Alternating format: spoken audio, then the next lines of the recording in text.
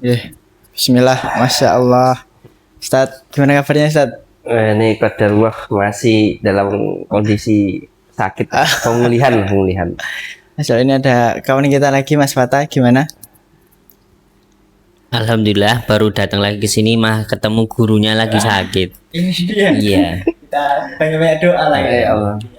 Karena amin. Semoga jadi penghapus dosa. Itu dia. Amin ya Allah. Karena lagi sakit, gimana kok bahasnya yang enteng-enteng aja? Ya. Yang beliau ahli kuasai.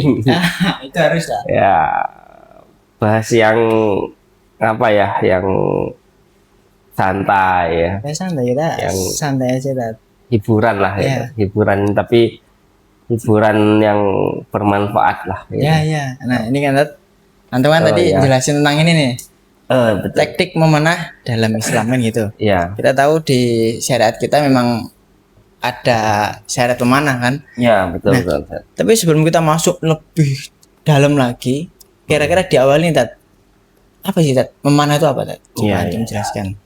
Jadi kita flashback sedikit ya. Kan di awal itu kita menekankan bahwa segala sesuatu itu harus ada literaturnya gitu. iya.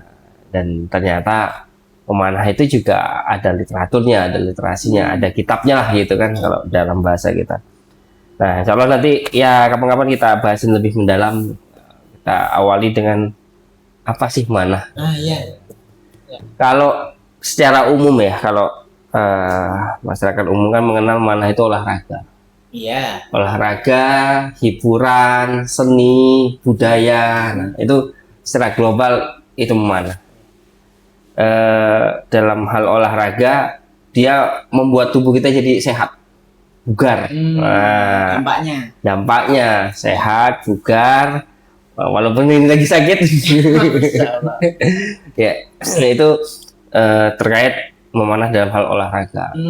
Kemudian dalam hal budaya itu ya kita ketahui kalau di Jogja itu kan ada memanah yang apa namanya tradisional gitu kan, jemparingan ya. Jadi mana sambil duduk yang rapi gitu kan. Nah, itu kan bagian dari budaya, ada adabnya di situ juga. Kemudian ada seninya itu ya termasuk tekniknya, seni dalam memanah. Dan bahkan ada faktor historinya juga, sejarahnya gitu. Itu secara umum lah gitu kan, mana itu seperti itu. Nah, kemudian di dalam Islam sendiri ternyata mendalami lebih ini lagi tentang mana. Apa itu, Tat? Mana itu ternyata kok dalam Islam bukan sekedar olahraga yang menguatkan fisik, karena ya Rasul sendiri kan yang mengatakan bahwa sesungguhnya kekuatan itu adalah memanah, adalah memanah sampai 3 kali bahkan Rasulullah mengatakan. Itu kan bukti bahwa memanah itu buat olahraga, buat kesehatan, buat kekuatan. Nah, plusnya di dalam Islam itu memanah itu bukan menyehatkan fisik kita saja ternyata, Mas Pak. Bukan fisik saja. Bukan fisik saja. Wih, menarik nih. Nah, jadi dia juga melatih mental, melatih kolbu. Nah, sehingga ada sisi spiritualnya di situ.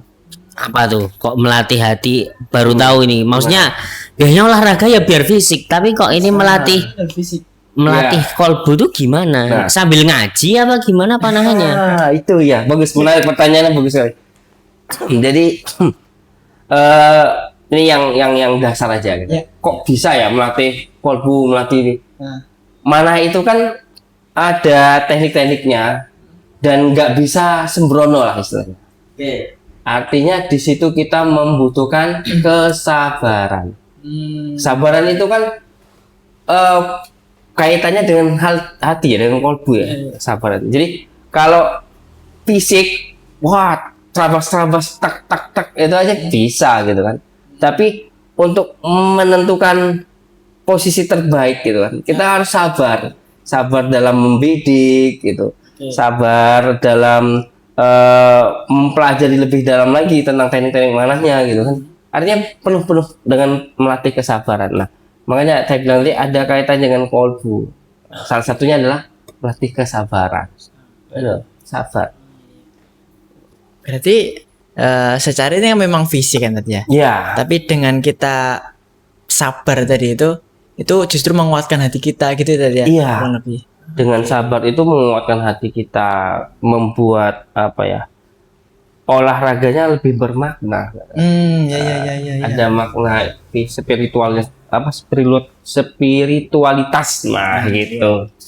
Jadi artinya kan seimbang. Fisik kita terlatih menjadi kuat, hati kita dilatih juga menjadi kuat dalam hal kesabarannya gitu. Jadi balance, seimbang seperti itu. Itu dalam Islam, gitu, memanah dan mungkin teman-teman yang awam gitu kan, kok harus mana ya gitu. Iya. Ya, kenapa gitu? Ya, gini aja, buat sehat. Nah, itu aja. Mindset kita biar hidup sehat.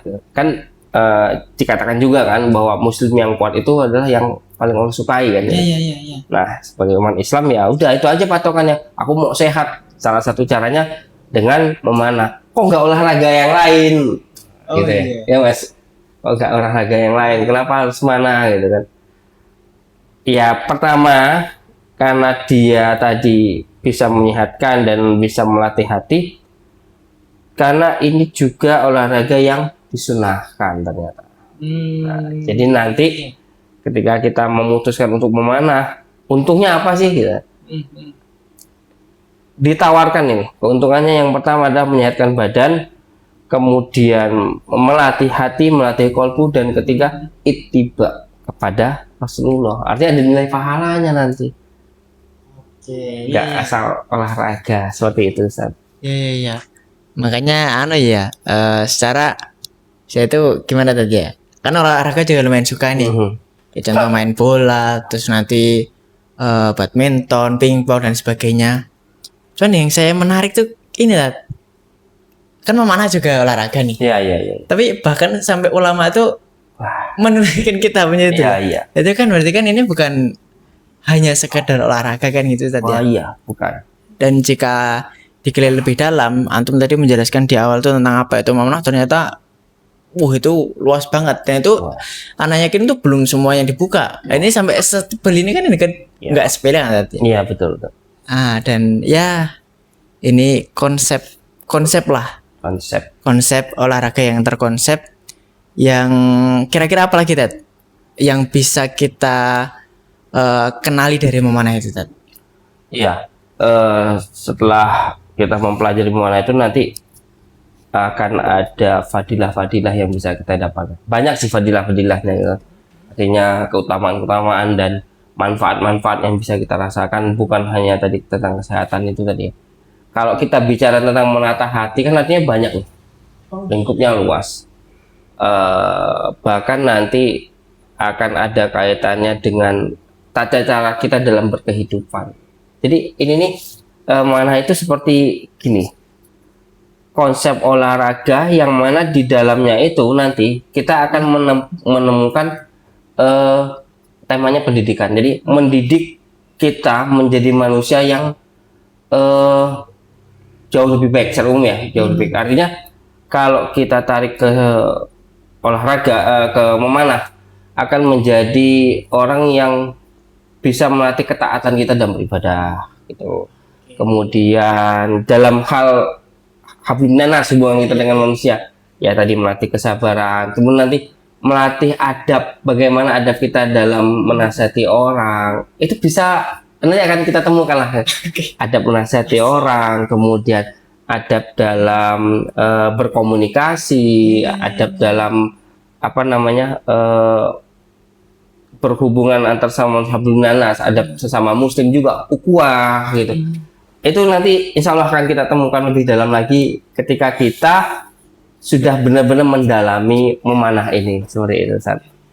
Masya Allah ya, Ana itu ingat kita podcast yang keberapa itu ya, yang kita sempat membahas tentang memanah itu kan? Iya betul. Di situ antum sama Ustaz Ali kan sempat menjelaskan tentang memanah itu, bahkan sebelum belajar memanahnya, teknisnya itu tuh kita sebagai seorang santri atau seorang murid yang ingin belajar memanah, hendaknya belajar adab dulu kan. Ya, betul. Antum bilang tadi, ternyata memanah itu punya adab. Adab kepada sesama muslim, terus nanti kepada hewan buruan, terus nanti kepada bahkan musuh kita Iya, yang betul. kita jelas mereka orang kafir kan. Heeh. Kita nyerang mereka itu untuk bunuh bukan untuk ngisengin kan. Iya. Tapi ternyata itu ada adabnya dan Iya, betul.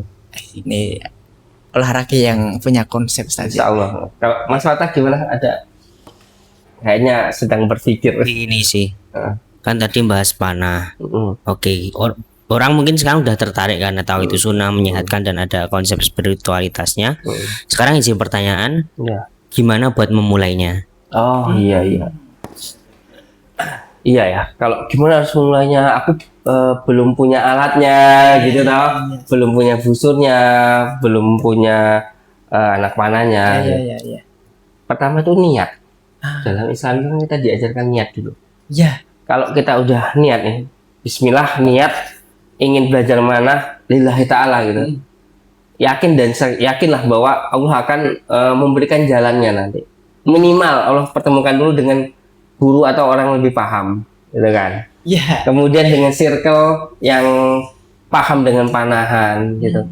Yang penting niat. Pertama niatkan dulu, Bismillah kita niat untuk latihan mana ini karena Allah, untuk menyenangkan Allah, dan kemudian untuk ittiba kepada Rasulullah. Itu pertama niat. Kemudian apalagi nih yang harus dipersiapkan gitu kan, mau mana? Ya udah datang kita ngumpul, nanti akan ada teman-teman yang mengajarkan di situ. Alatnya gimana? Insya Allah kita juga berbicara dengan apa ya, konsep wakaf juga kan. Nah, alhamdulillah kita ada beberapa busur wakaf, anak panah wakaf yang itu insya Allah bisa dimanfaatkan dengan sepuasnya lah gitu. Nah itu tahapan-tahapannya gitu. Dimulai dengan niat, kemudian nanti mendatangi circle panahan atau majelis pemanah seperti itu. Dan bagaimana dimulainya?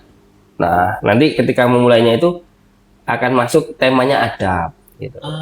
Nah, nanti diajarkan adab dulu gitu. Adab sebelum ilmu Ustaz ya. Adab sebelum ilmu. Itu secara umum di Islam juga seperti itu kan, mengajarkan adab sebelum ilmu. Dan mungkin untuk adabnya apa aja itu bisa kita bahas di obrolan selanjutnya. Insya Allah. Ini biar saya juga penasaran nih teman-teman. Wah, ini bukan cuma Nanto aja penasaran. Saya udah ya apa ya excited lah, antusias sama mana itu juga alhamdulillah udah lama. Dan bener tadi Antum bilang kalau udah ada niat nanti Allah pertemukan kok sama orang-orang yang memang menggeluti dunia. Itu akan Allah mudahkan. Ya gitu.